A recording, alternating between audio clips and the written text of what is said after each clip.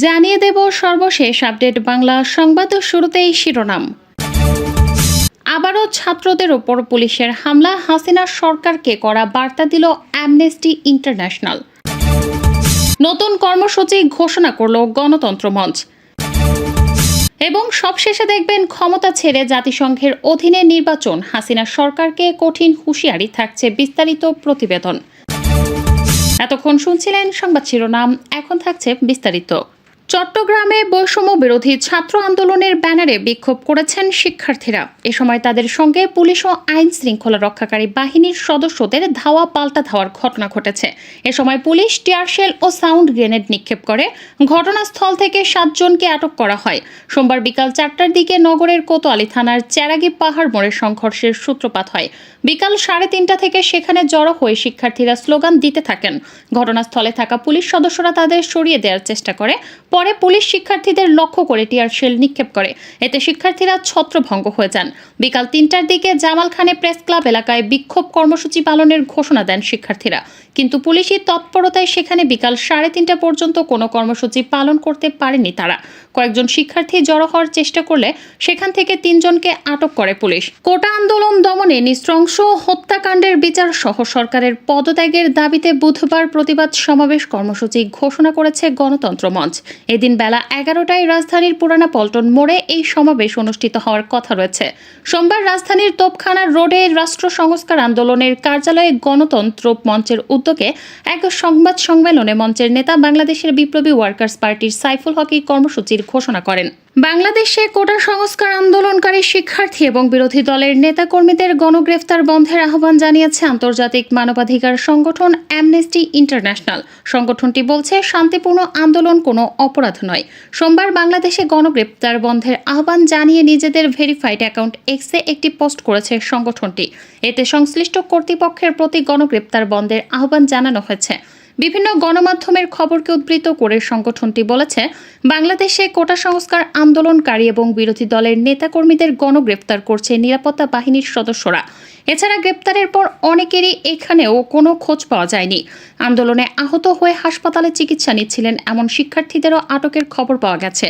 শনিবার একটি ভার্চুয়াল সংবাদ সম্মেলনে বৈষম্য বিরোধী ছাত্র আন্দোলনের একজন সমন্বয়ক অভিযোগ করেন, সারা দেশে কমপক্ষে 3,500 শিক্ষার্থীকে আটক করেছে আইন শৃঙ্খলা বাহিনীর সদস্যরা। অ্যামনেস্টি ইন্টারন্যাশনাল বাংলাদেশ কর্তৃপক্ষকে অবিলম্বে ছাত্র এবং বিরোধী সদস্যদের গ্রেপ্তারে বেপরোয়া অভিযান বন্ধের আহ্বান জানিয়েছেন, কেননা শান্তিপূর্ণ আন্দোলন কোনো অপরাধ নয়।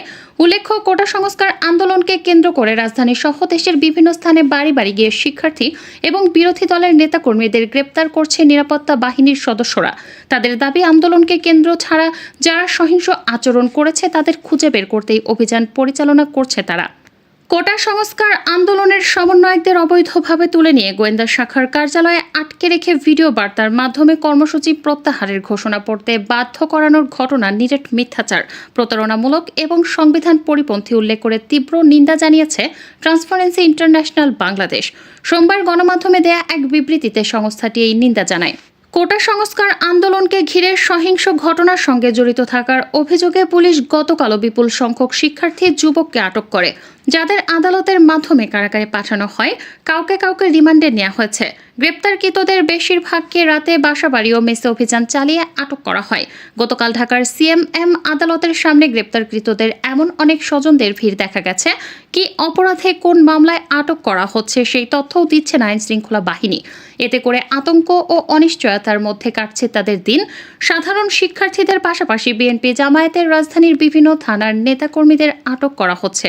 এ বিষয়ে জাতীয়তাবাদী আইনজীবী ফোরামের নেতা অ্যাডভোকেট ওমর ফারুকি মানবজমিনকে বলেন, গতকালও পুলিশ ছাত্রদলের বিভিন্ন ইউনিটের কয়েকশত নেতাকর্মীকে বাসাবাড়ি ও মেসে অভিযান চালিয়ে আটক করেছে। শুধু আটক করেই ক্ষান্ত হননি, তাদেরকে বেধড়ক পেটানো হচ্ছে। জাতিসংঘের তত্ত্বাবধানে শিক্ষার্থী ও নাগরিক হত্যার তদন্ত দাবি। 74 বিশিষ্ট নাগরিকের বিবৃতিতে বলা হয়, ছাত্র আন্দোলন চলাকালে পুলিশ, বিভিন্ন বাহিনী এবং সরকারের মদতপুষ্ট বেসরকারি অস্ত্রধারীদের হাতে শিক্ষার্থী সহ নাগরিক নিহত ও নির্যাতিত হওয়ার ঘটনার তদন্ত চেয়ে বিবৃতি দিয়েছেন দেশের 74 জন বিশিষ্ট নাগরিক। এক বিবৃতিতে তারা বলেছেন, স্বচ্ছ, সুষ্ঠু, নিরপেক্ষ ও স্বাধীনভাবে তদন্ত করার স্বার্থে এই জাতিসংঘের উচ্চ পর্যায়ের বিশেষজ্ঞ দলের ও তত্ত্বাবধানে হওয়া জরুরি।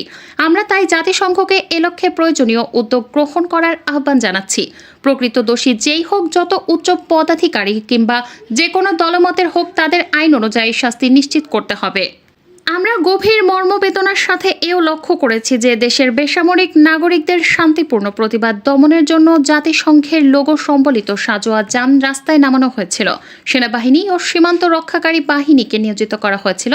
কারফিউ জারি করে দেখামাত্র গুলির নির্দেশ দেওয়া হয়েছিল এবং হেলিকপ্টার থেকে সাউন্ড গ্রেনেড ও অভিযোগ মতে গুলি ব্যবহার করা হয়েছিল, যা বাংলাদেশের ইতিহাসে নজিরবিহীন।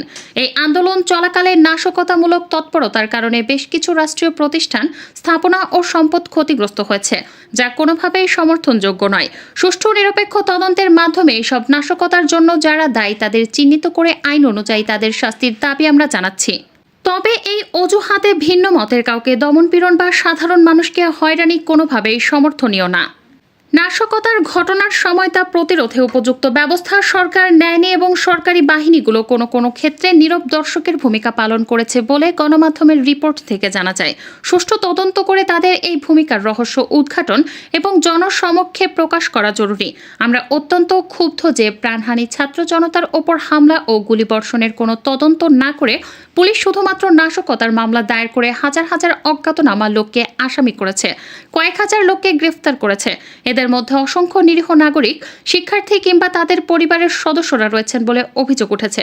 শিক্ষার্থী আন্দোলনের সমন্বয়ক কর্মীদের কয়েকজনকে বাসা থেকে তুলে নিয়ে তাদের ওপর শারীরিক নির্যাতন করা হয়েছে। পরবর্তীতে চিকিৎসাধীন থাকা অবস্থায় হাসপাতাল থেকে পুলিশ হেফাজতে নেওয়া হচ্ছে, যা অত্যন্ত অনভিপ্রেত ও নিপীড়নমূলক। গণমাধ্যম থেকে এও জানা গেছে যে এলাকা ভাগ করে পুলিশ, র্যাব ও অন্যান্য বাহিনী ব্লক রেড ও নির্বিচার গ্রেফতার করে জনমনে, পরিবার সমূহে এবং তরুণ সমাজের মনে সীমাহীন ভীতি ও ত্রাসের সঞ্চার করেছে। এতে পরিস্থিতি স্বাভাবিক হয়ে ওঠার বদলে আরও জটিল ও অশান্ত করে তোলার ইন্ধন যোগাবে বলে আমাদের আশঙ্কা। রাজধানীর ইসিবি চত্বরে আন্দোলনকারীদের উপর লাঠিচার্জ এবং পল্টন সায়েন্স ল্যাব, ধানমন্ডি ও মিরপুরে বাধা দিয়েছে পুলিশ। এ সময় অনেককে আটক করা হয়েছে। সোমবার দুপুরের দিকে ঘটনা ঘটে। এর আগে একদল বিক্ষোভকারী ইসিবি চত্বরে জড়ো হন। এ সময় আন্দোলনকারীদের লাঠিচার্জ করে সরিয়ে দেয় পুলিশ এবং কয়েকজনকে আটক করে। সেখানে দায়িত্বরত পুলিশের এক কর্মকর্তা জানান, বিক্ষোভকারীরা গলির ভেতরে থেকে ইটপাটকেল ছুটছিল, পরে পুলিশ তাদের সরিয়ে দিয়েছে। এ সময় কয়েকজনকে আটক করা হয়েছে বলে জানান তিনি। অন্যদিকে পল্টন মোড়ে 8 থেকে 10 জন আন্দোলনকারীকে অবস্থান নিতে দেখা যায়। ছাত্র হত্যার বিচার ও আটককৃতদের মুক্তির দাবিতে নানা স্লোগান দিতেও দেখা যায়, যেখানে বাধা দেয় পুলিশ। এ সময় পল্টন মোড়ে গাড়ি চলাচল বন্ধ হয়ে যায়। এদিন সকাল থেকেই সাঁজোয়া যান সহ প্রেস ক্লাবের সামনে কড়া অবস্থান নেয় পুলিশ।